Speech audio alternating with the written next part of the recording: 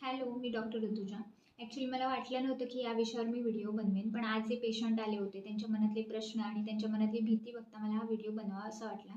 त्यांची कंप्लेंट अशी होती, त्यांना लघवी पूर्णतः पास केल्यानंतर सुद्धा काही वेळाच्या अंतराने म्हणजे 2-3 मिनिटांनंतर किंवा काही हालचालीनंतर पुन्हा लघवी थेंब-थेंब बाहेर पडते.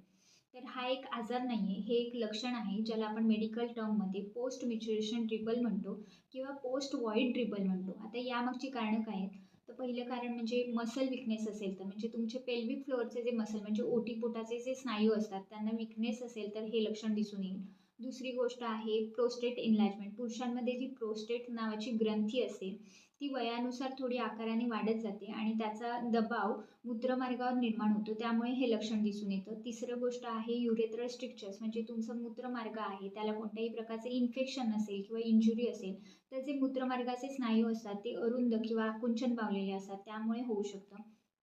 चौथी गोष्ट आहे प्री मॅच्युअर स्फिंक्टर क्लोजर म्हणजे मूत्राशयातून लघवी बाहेर पडण्यासाठी जे स्नायू आपल्याला मदत करत असतात ते स्नायू पूर्णतः लघवी बाहेर पडण्याआधीच जर घाईघाईत बंद झाले आणि लघवी जर मूत्रमार्गामध्ये अडकून राहिली आणि थोड्या वेळाने ते स्नायू शिथिल झाल्यानंतर लघवी बाहेर पडते, अशा वेळी हे लक्षण दिसून येतं.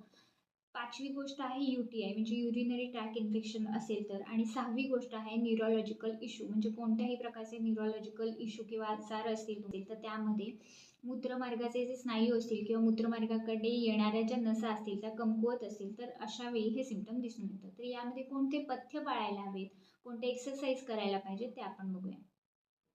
पथ्यामध्ये भरपूर पाणी प्या, कॅफेन, अल्कोहोल टाळा, मसालेदार किंवा आंबट पदार्थ टाळा, फायबरयुक्त फळं, भाज्या, ओट्स यांचं प्रमाण आहारामध्ये वाढवा.